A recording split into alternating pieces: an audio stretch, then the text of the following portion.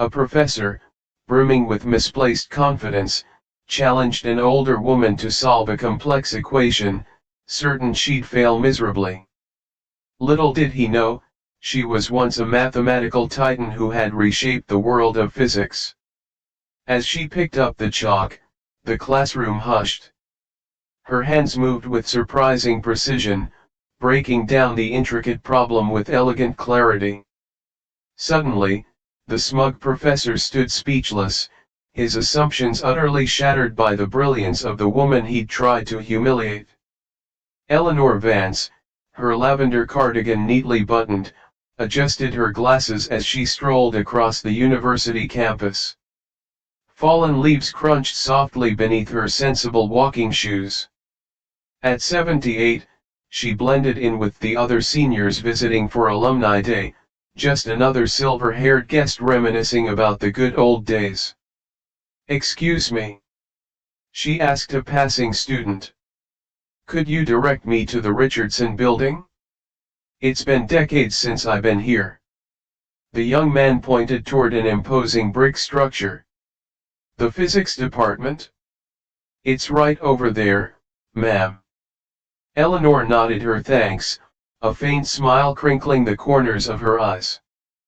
Few people looked at her and saw anything beyond a kindly elderly woman, certainly not someone who had once revolutionized mathematical physics with her groundbreaking theoretical work on quantum field equations. That felt like a lifetime ago, before her marriage to Robert, before his long illness had pulled her away from academia, before the decades spent caring for him had faded her from the scientific community's memory.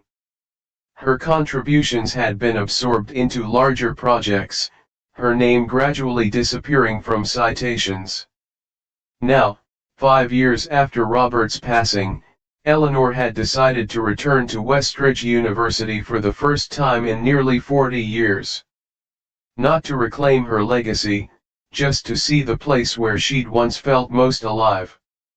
As she climbed the steps of the Richardson building, memories flooded back, late nights wrestling with equations, heated debates with colleagues, the exhilarating thrill of discovery. She had been brilliant once. Sometimes, in quiet moments working on her crossword puzzles, she wondered if that brilliance still resided within her. Eleanor checked her watch. 4:30 p.m. The alumni tour had ended, and most visitors had moved on to the reception. But she wanted to see the classrooms one more time. The hallway was quiet, most professors having finished their day. She peered through windows, noting how little had changed, the same worn wooden desks, the same chalkboards, though now accompanied by digital projectors. Room 307 caught her eye, advanced theoretical physics, according to the plaque. The door was slightly ajar. Unable to resist, Eleanor stepped inside, finding it empty except for a lone figure, a man in his early 60s with salt and pepper hair and a neatly trimmed beard, wearing a tweed jacket, erasing equations from the chalkboard. "Oh, excuse me," Eleanor said, stepping back. "I didn't mean to intrude." The man turned, surprised but not annoyed. "No intrusion at all. Just finishing up for the day."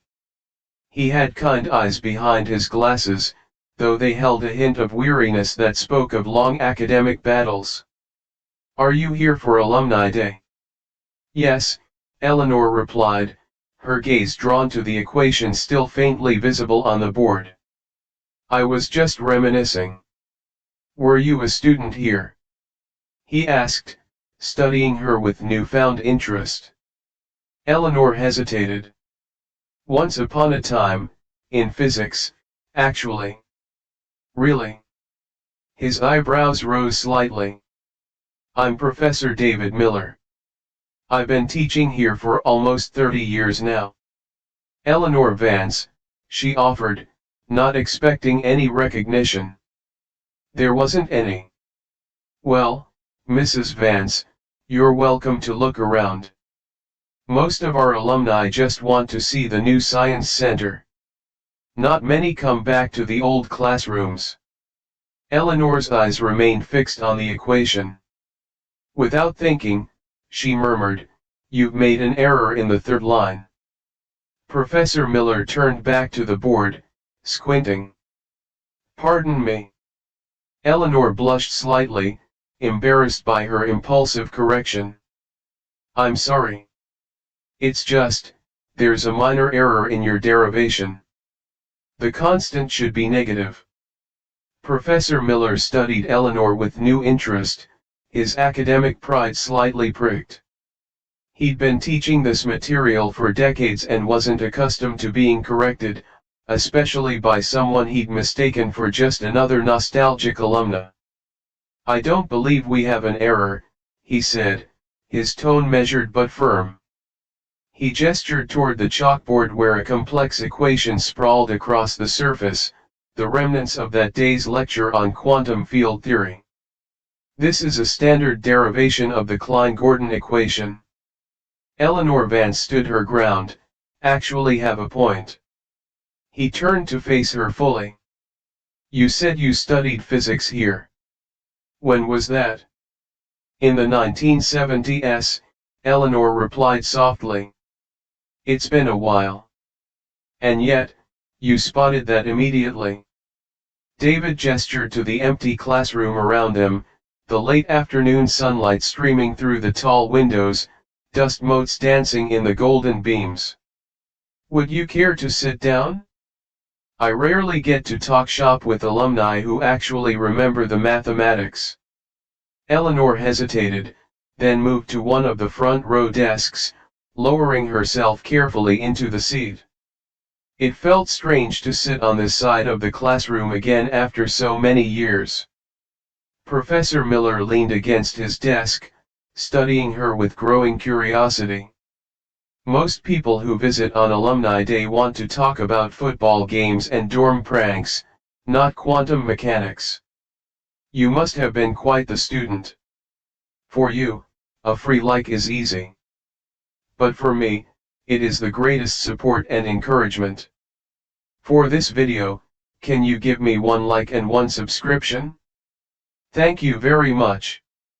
"I was passionate about the subject," Eleanor acknowledged modestly. "Were you able to use your physics education in your career?"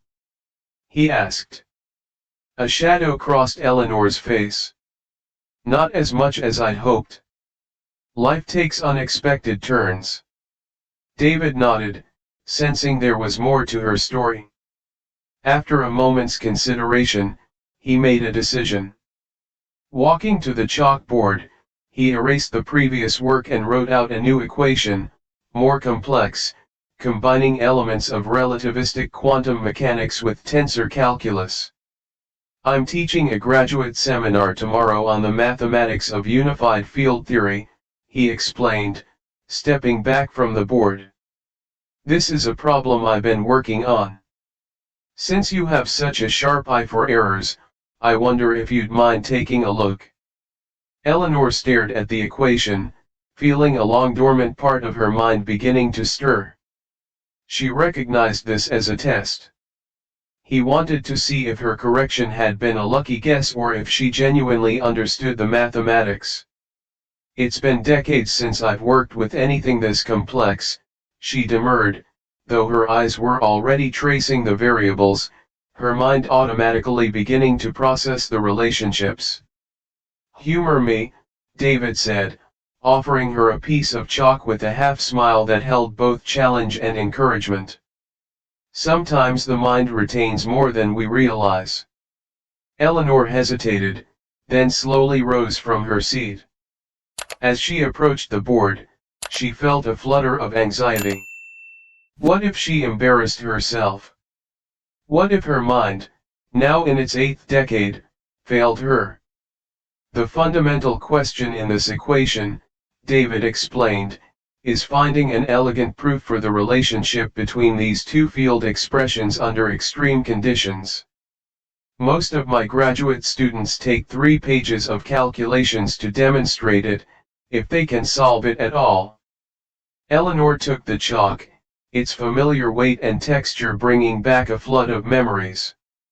How many hours had she spent at blackboards just like this one, working through problems, testing theories, pushing the boundaries of human understanding. "I'm not sure I can solve it," she said quietly, "but I'll try." "That's all anyone can do," David said, stepping back to give her space. Eleanor took a deep breath, her hand poised over the board. Then, with a surprisingly steady motion, she began to write. Quantum mechanics. "You must have been quite the student." "I was passionate about the subject," Eleanor acknowledged modestly. "Were you able to use your physics education in your career?" he asked. A shadow crossed Eleanor's face. "Not as much as I'd hoped. Life takes unexpected turns." David nodded, sensing there was more to her story. After a moment's consideration, he made a decision. Walking to the chalkboard, he erased the previous work and wrote out a new equation, more complex, combining elements of relativistic quantum mechanics with tensor calculus. "I'm teaching a graduate seminar tomorrow on the mathematics of unified field theory," he explained, stepping back from the board. "This is a problem I've been working on. Since you have such a sharp eye for errors, I wonder if you'd mind taking a look." Eleanor stared at the equation, feeling a long dormant part of her mind beginning to stir. She recognized this as a test. He wanted to see if her correction had been a lucky guess or if she genuinely understood the mathematics. "It's been decades since I've worked with anything this complex," she demurred, though her eyes were already tracing the variables, her mind automatically beginning to process the relationships. "Humor me," David said, offering her a piece of chalk with a half-smile that held both challenge and encouragement. "Sometimes the mind retains more than we realize." Eleanor hesitated, then slowly rose from her seat. As she approached the board, she felt a flutter of anxiety. What if she embarrassed herself? What if her mind, now in its 8th decade, failed her? "The fundamental question in this equation," David explained, "is finding an elegant proof for the relationship between these two field expressions under extreme conditions. Most of my graduate students take 3 pages of calculations to demonstrate it, if they can solve it at all." Eleanor took the chalk, its familiar weight and texture bringing back a flood of memories.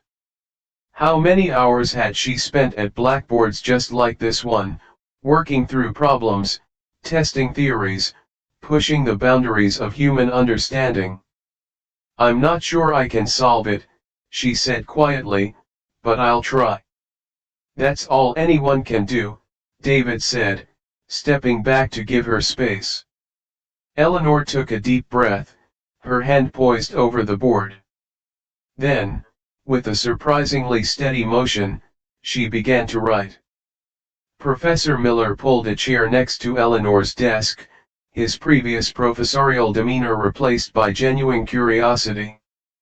The classroom was silent except for the distant sounds of campus life floating through the open windows, students laughing, a campus bell tolling 5 o'clock. "I've been teaching theoretical physics for 3 decades, he said, his voice low and earnest. "I know every major contributor to the field, but I've never heard of an Eleanor Vance who could solve equations like that."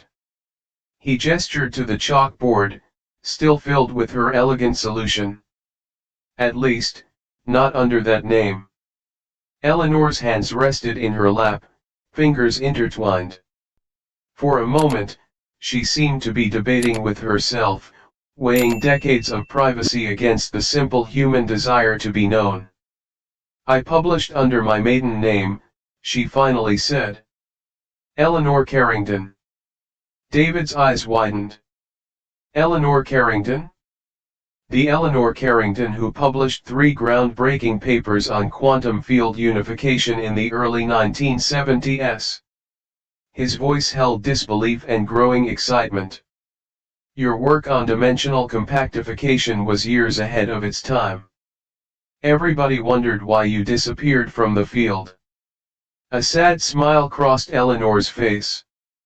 Life happened, Professor Miller. My husband, Robert, developed multiple sclerosis shortly after we married.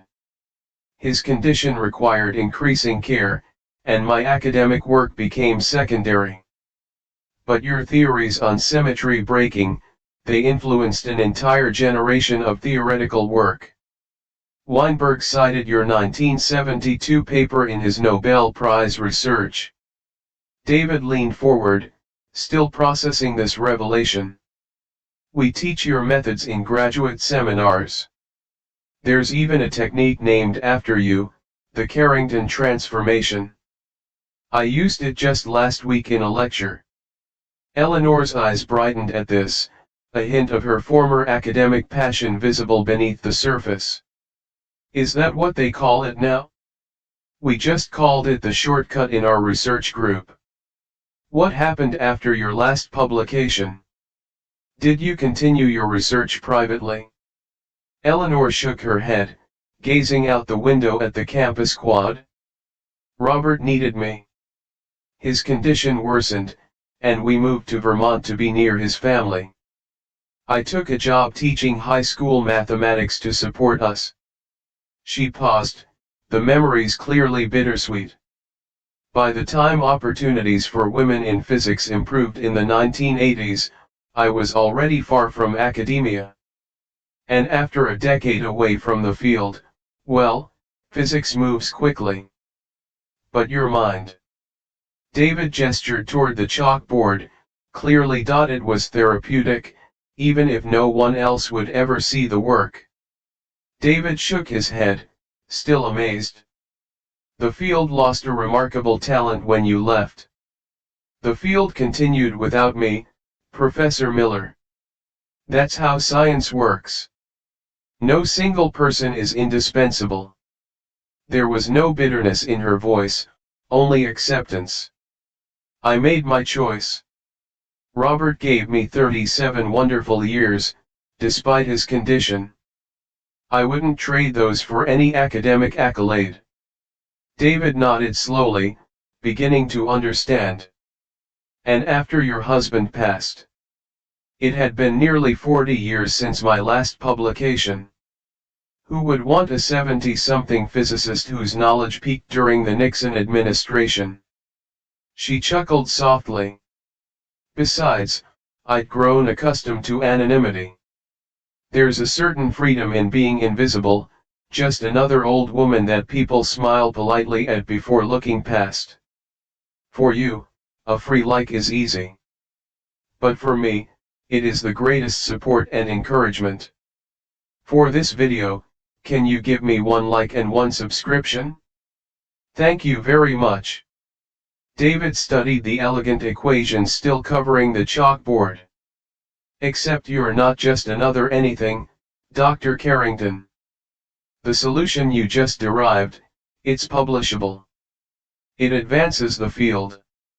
Your mind is still creating original mathematics. For the first time, Eleanor seemed genuinely surprised. Surely the younger generations have moved past these problems.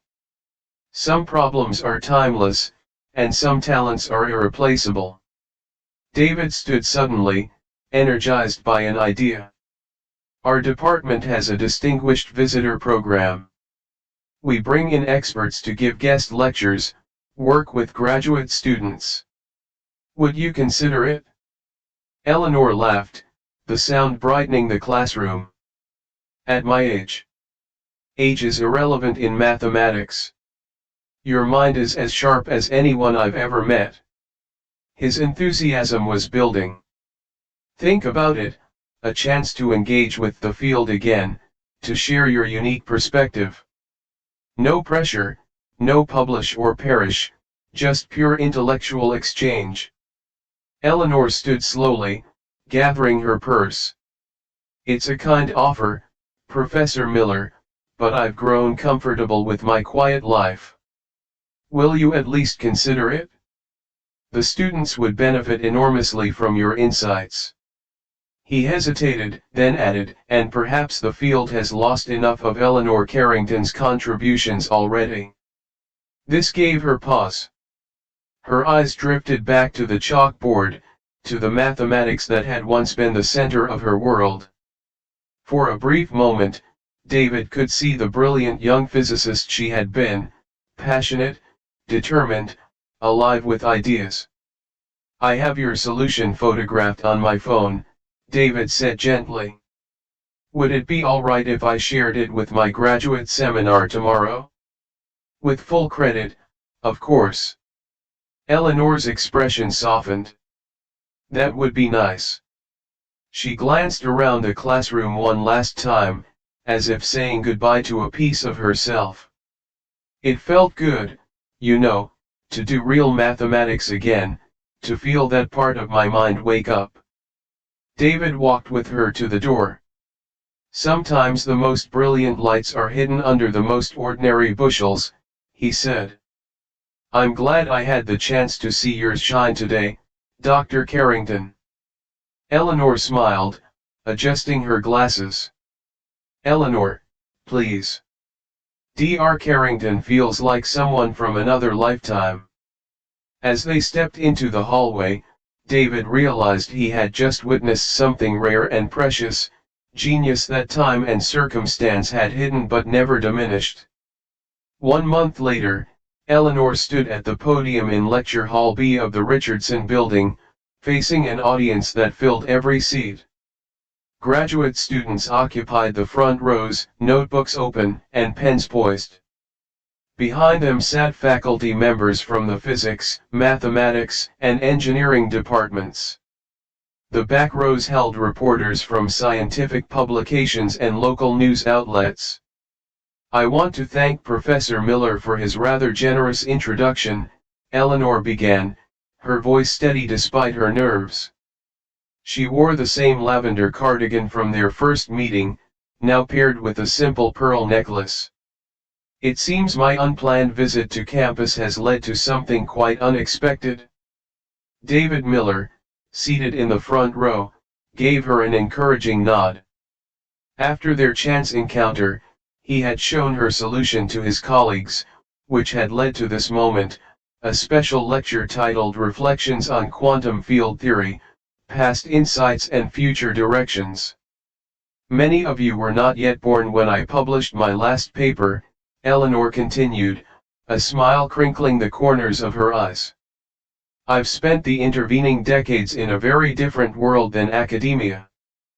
But mathematics, once truly understood, becomes part of you. It's a language the mind never entirely forgets.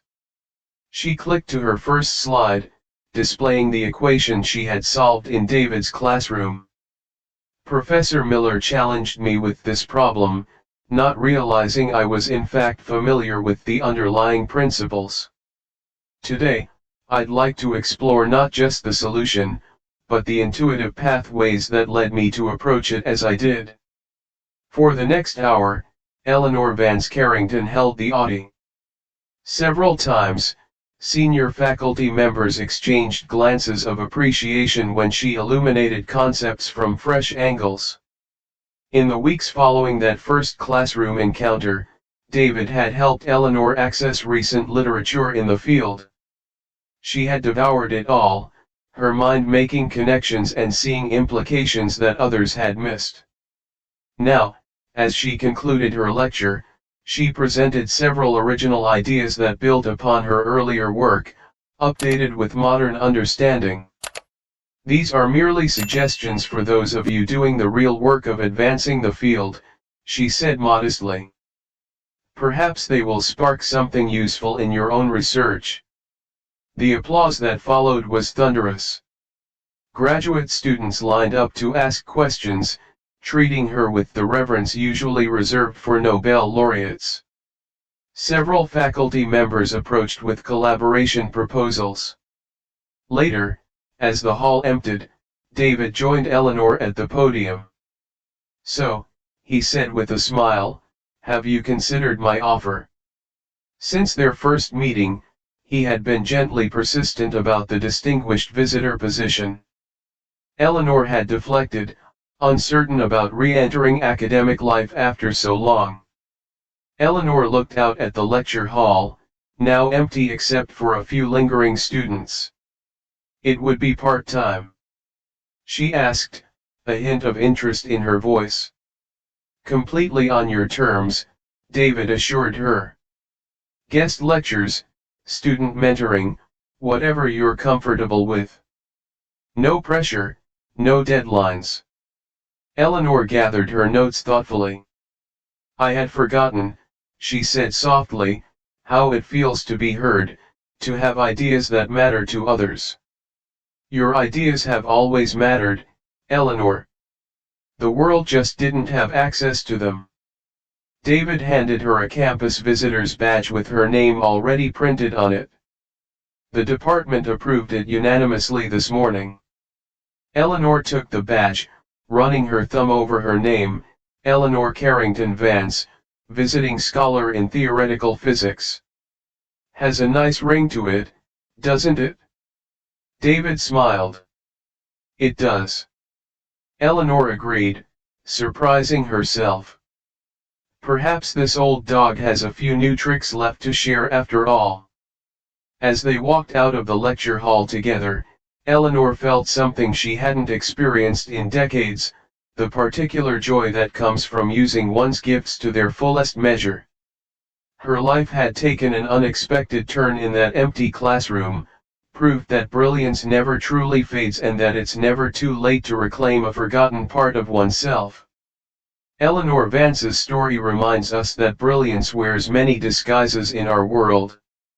Sometimes, the most extraordinary minds are hidden behind the most ordinary appearances, a grandmother in a lavender cardigan, a retired teacher with quiet eyes, an elderly woman whom the world had largely forgotten. It's easy to dismiss those we don't understand, to assume that age diminishes capacity or that someone's current circumstances reflect their full potential.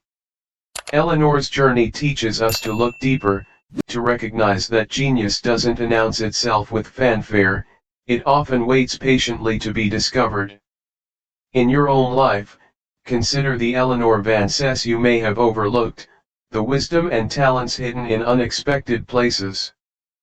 Perhaps you yourself possess brilliance that circumstances have forced you to set aside. Remember that it's never too late to reclaim your gifts, to share them with a world that needs what only you can offer. If this story touched you, please consider subscribing to our channel for more tales that challenge assumptions and celebrate the extraordinary potential in every human life. Share your thoughts in the comments below. Have you ever been underestimated, or have you discovered hidden talents in someone you initially dismissed? Join our community of storytellers and listeners, where we explore the remarkable hidden beneath the ordinary, one story at a time.